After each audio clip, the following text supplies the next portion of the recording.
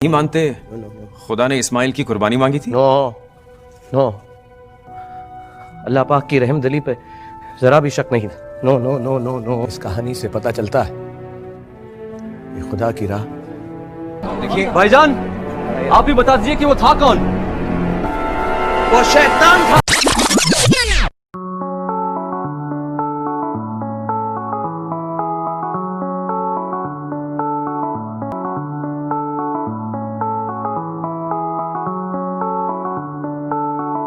Halo kaum budiman, pada kesempatan kali ini saya akan memberikan alur cerita film yang diperankan oleh kembaran saya, Kak Syahrul Khan.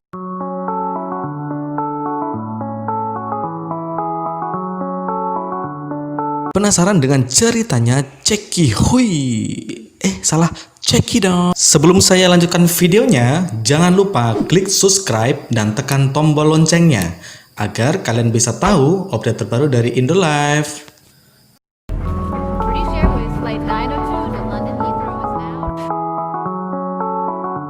Awal cerita kan baru saja mendarat di sebuah airport di Francisco, USA. Di ruang pemeriksaan barang, dimungkinkan salah seorang telah melaporkan hal aneh dari perilaku Khan. Tiba-tiba dia dipanggil petugas airport untuk dimintai keterangan. Di sana akan menjawab apa adanya, yaitu tujuanku adalah untuk menemui Presiden Washington DC untuk memberitahu beliau bahwa namaku adalah Khan, aku bukanlah teroris. My name is Khan. And I'm not a terrorist. Meskipun agak terlihat konyol, namun akhirnya petugas airport mengizinkan dia pergi. Berhubung kehabisan uang, terpaksa Khan harus pergi ke kediaman presiden dengan naik bis. Meskipun harus menunggu hingga esok pagi, di halte terminal itu ditulis bait demi bait ungkapan hatinya tentang seseorang bernama Mandira. Siapakah Mandira? Langsung saja kita masuk ke alur ceritanya. Live kemudian membawa kita ke beberapa tahun yang lalu, di mana Khan terlahir di kota Brovali, India. Setiap hari ia dibawa ayahnya bermain di sebuah bengkel miliknya. Namun saat ini bengkel tersebut sudah pindah tangan dan sering kali Khan diusir dari sana oleh sang pemiliknya. Semenjak kepergian sang ayah, kini Khan hidup bersama ibunya, Razia Khan, dan adik kecilnya yang bernama Zakir. Mereka lah yang senantiasa menemani hari-harinya, bahkan diakibatkan Asperger syndrome yang dialami Khan. Dia mendapatkan perhatian lebih dari sang ibu daripada adiknya sendiri, Zakir.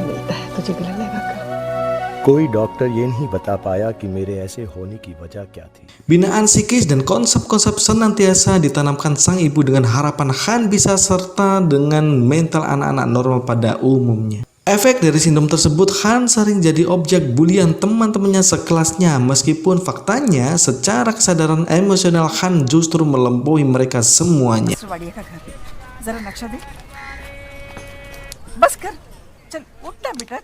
Pada suatu hari, Khan dibawa sang ibu menemui profesor bernama Wadiak. Meskipun sempat menolak, namun setelah menyaksikan kecerdasan Khan, akhirnya Pak Profesor pun menerima dia sebagai muridnya. Hal itu terbukti ketika bencana banjir melanda pemukiman di sana, dan ternyata Khan mampu mengatasinya. Momen ini sontak membuat gurunya kagum bercampur haru atas IQ 7 yang dimiliki.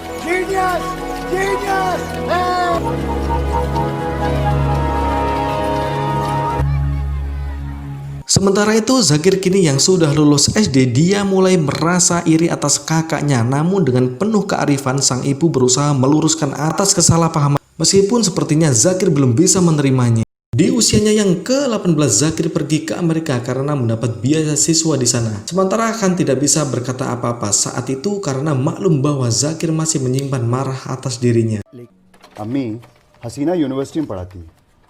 Singkat cerita, setahun pasca pernikahan Zakir di sana, bahkan dia belum sekalipun mempertemukan istrinya kepada sang ibu. Raut kesedihan pun terlihat jelas dari raut wajah sang ibu yang semakin menua dan sakit-sakitan. भाई को भी स्पॉन्सर कर रहा हूँ.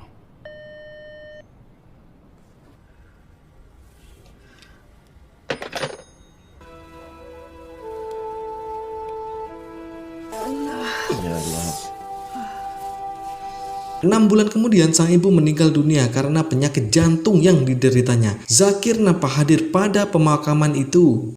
जरूरत से ज्यादा बड़ा हो गया था. भी जाकिर की तरह एक खुशहाल जिंदगी जीऊंगा.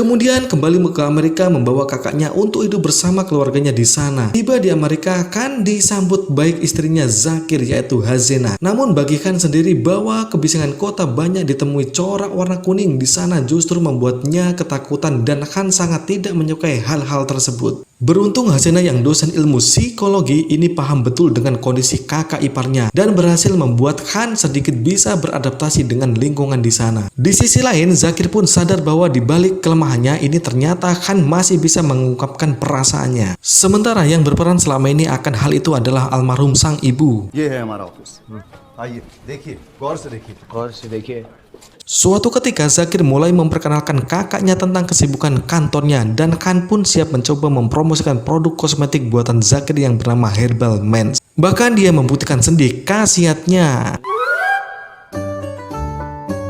Esoknya pun Khan mulai memperkenalkan dirinya sebagai sales produk Herbal Mens dengan gayanya yang polos. It says that the product will reach you in 7 days. We are lying.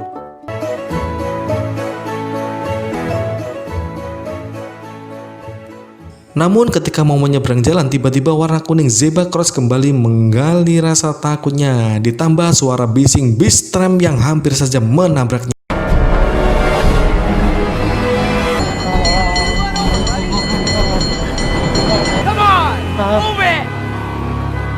Situasi tersebut memanggil seorang salon rambut datang melerai keributan itu. Sementara Khan baru menyadari telah kedatangan peri cantik justru selamat baginya.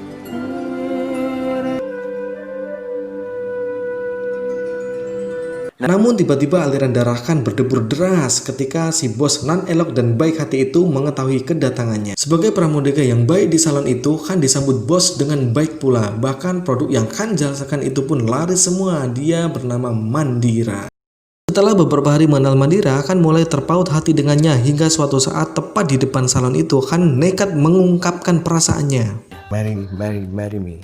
इतना अच्छा लगा Meskipun sempat ada penolakan dari Mandira, namun dia sendiri pun memiliki perasaan yang sama terhadap Khan. Hingga pada saatnya tiba Mandira akhirnya bersedia menyambut bisikan hati kecil Khan dengan tanpa menghiraukan kekurangannya, bahkan kendati berbeda agama sekalipun. Begitupun Khan, dia siap menjalani hidup bersama dan bersama anak dari suami pertama Mandira bernama Samir.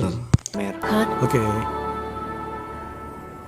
marry me Keputusan ini sempat mendapat kecaman keras dari Zakir, namun Khan yakin bahwa yang membedakan manusia adalah perilaku baik dan buruknya, sehingga tak ada alasan bagi siapapun untuk melarang Khan melaksanakan maksud baiknya, termasuk Zakir sendiri.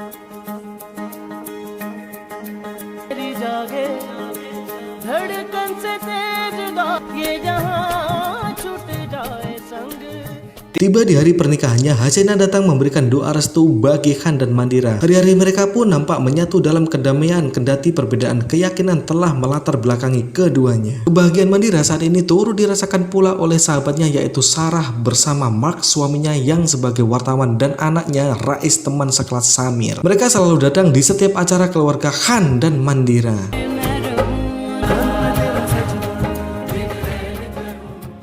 Diceritakan ketika mereka tertidur lelap, tiba-tiba mereka semua dikejutkan dengan berita tentang tragedi hancurnya menara pencakar langit oleh sekelompok teroris yang mengatasnamakan agama yaitu Islam.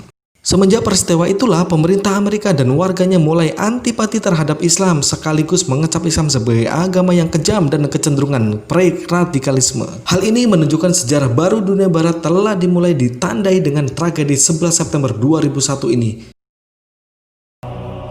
पर अब तीसरा बंटवारा हो गया था 9/11.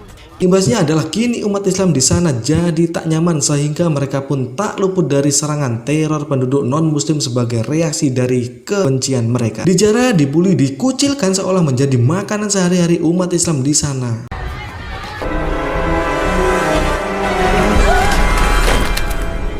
Begitupun yang dialami Hazena ketika ia harus melepas mahkota jilbabnya demi keselamatan. Sebagai kakak, Khan datang dan berusaha menenangkan Zakir di atas ujian yang menimpa Hazena.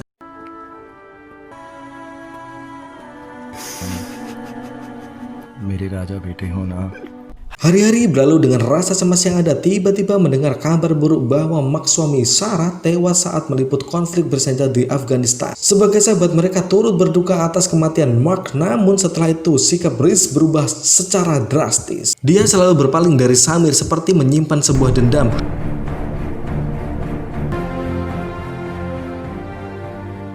Hal itu terbukti ketika tengkaran kecil di antara mereka dan Reese menganggap bahwa kekejaman Islam itulah yang menyebabkan ayahnya terbunuh. Sialnya anak-anak remaja justru malah melampiaskan kebencian yang sama kepada Samir, maka terjadilah perkelahian hebat.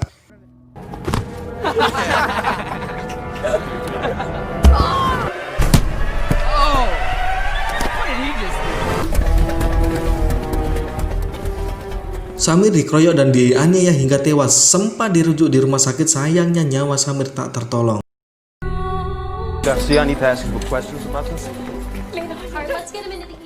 Kejadian tersebut membuat Mandira sangat terpukul, tentunya bukan hanya Mandira, tetapi juga Khan, di mana dia sudah menganggap Samir seperti anak sendiri.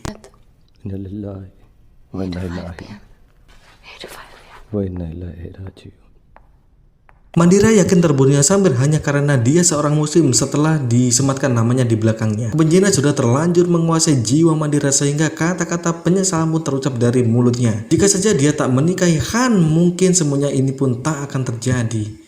अगर सैम राठौड़ होता तो वो आज जिंदा होता। Namun kedewasaan sikap Khan terlihat ketika menerima kenyataan ini dengan ketulusan. Meskipun dia harus angkat kaki dari kehidupan Mandira untuk membuktikan pada dunia barat bahwa dirinya adalah Khan dan bukan seorang teroris. Khan pun mengambil perkataan Indonesia dengan serius, lantas memutuskan sebuah perjalanan jauh untuk menemui Presiden Joe Bush. Setidaknya langkah ini dapat sedikit menembus kepedihan atas kematian Samir, sekaligus meyakinkan Mandira bahwa Islam adalah kedamaian bagi semesta. Tak ada sedikit pun yang salah dengan Islam. Segmen ini terkait pada adegan pertama yang mana telah dibahas di awal tadi.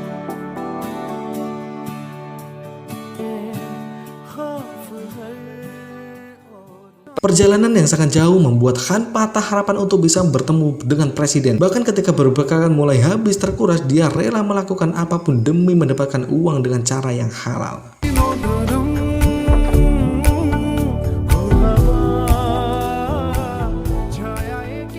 Di sana Khan berusaha mengemukakan identitas Islamnya dengan sikap-sikap ketaatan. Hal tersebut membuat kagum seorang Kristiani dan sepasang muslim yang baru saja dikenalinya di sebuah restoran. Di tengah rasimu masyarakat barat ketika itu, dengan tegar Khan menjalankan kewajibannya sebagai muslim. Karena dia yakin bahwa sholat tidak bergantung pada situasi atau pada siapapun, melainkan hanya bergantung pada keyakinan penganutnya.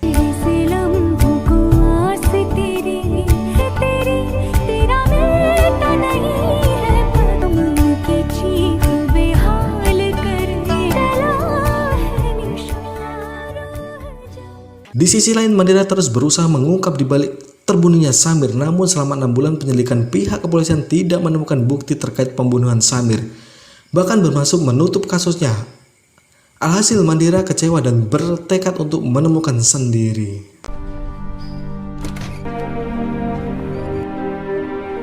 Looking for any leads on the boys who killed my son. Any information at all? 180 hari perjalanan telah membawakan tiba di daerah Vyaznev. Sulit banget sih, Georgia, di mana dia disambut seorang ibu bernama Mama Zeni setelah ia menolong anaknya yaitu Zul. Suatu hari pada sebuah upacara mengenang pejuang yang gugur pada perang Irak, di mana putra sulung Mama Zeni termasuk salah satu. Di sana akan menjunjung teloran tingkat tinggi, di mana ia mengungkap kerinduan kemendiang anaknya di hadapan mereka meskipun berbeda agama. Dengan segala ketulusan mereka turut berdoa untuk Samir.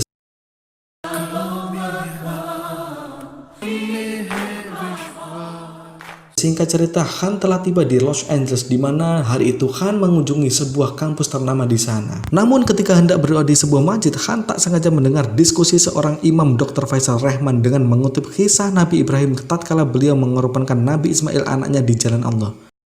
मुझे गुस्सा तब आता है जब यही नेकी Namun redaksi dan intonasi sang dokter ini seperti sedang mendoktrin jemaat untuk sebuah gerakan perlawanan atas keresahan umat Islam di sana. Tiba-tiba Khan tersentak kaget, dengan tegas dia menolak pemikiran serta ajakan seorang dokter, sekaligus menjelaskan bahwa jalan Allah di balik kisah Ibrahim dan Ismail bukanlah kebencian atau perang, melainkan kasih sayang.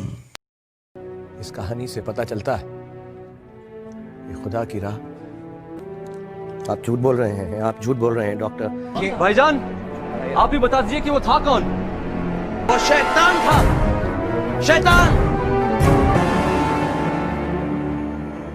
Khan sempat menginformasikan penemuan tersebut diketahui FBI sebelum kemudian dia berbaur dengan massa untuk bertemu presiden. Di balik kerumunan berkali-kali Khan menyerukan pesannya dengan lantang. Hal tersebut sontak menarik perhatian korban media BBC News, namun faktanya perkataan Khan ini justru memancing kesalahpahaman massa dan tim pengamanan saat itu. Akhirnya Khan pun ditangkap petugas atas dugaan terindikasi teroris.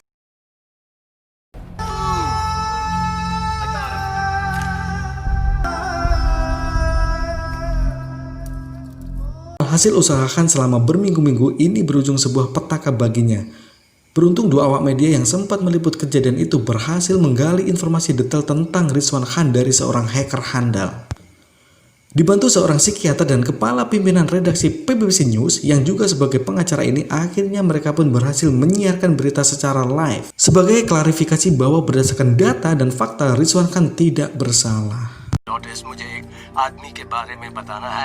I have to name is Dr. Faisal Rahman. Berbagai pihak terkait telah merespon baik siaran tersebut sehingga Khan difasilitasi untuk menyampaikan penemuan terduga teroris pimpinan Dr. Faisal Rahman kepada FBI. Dari pelaporan itulah akhirnya Khan dibebaskan tanpa syarat. Di ruang resepsionis kantor itu, Khan mencium aroma wangi tubuh Mandira yang khas. Spontan dia pun mencarinya, namun setelah ditemukan, Khan memilih untuk menunaikan janjinya daripada menemui Mandira. Karena dia yakin bahwa janji adalah hutang yang suatu saat kelak akan dipertanyakan dan dipertanggungjawabkan. To stay in the same room and I'm not a terrorist. Pasca kejadian tersebut, nama Khan mendadak viral di media Amerika. Sosoknya yang menginspirasi banyak orang secara perlahan menggugah rasa percaya diri umat Islam di sana atas identitas agama mereka. Keesokan harinya tersiar kabar bahwa bencana badai melanda daerah Georgia. Seketika itu Khan terkaget dengan Mama Jenny dan Joel. Keesokan harinya tersiar kabar bahwa bencana badai melanda daerah Georgia. Ketika itu Khan teringat dengan Mama Jenny dan Joel. Maka kemudian dia pun bergegas pergi untuk segera menolongnya. Ternyata benar, pemukiman kecil itu tinggal tersisa puing-puing reruntuhan yang tergelam di lalat banjir.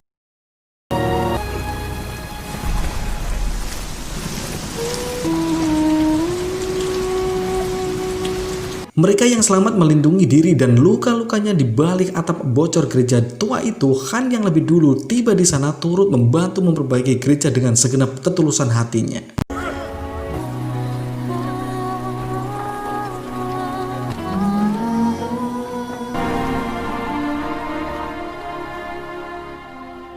Namun Rizwan Khan kembali menggema ketika stasiun TV ternama secara eksklusif mewawancarai kisah perjalanannya dan membuat haru presiden yang baru saja dilantik. Hal ini pula yang menyentuh hati Rez untuk segera mengakui kesalahannya ke Mandira. Yang secara sadar, Rez dan kawan-kawannya menyerahkan diri untuk mempertanggungjawabkan perbuatan mereka.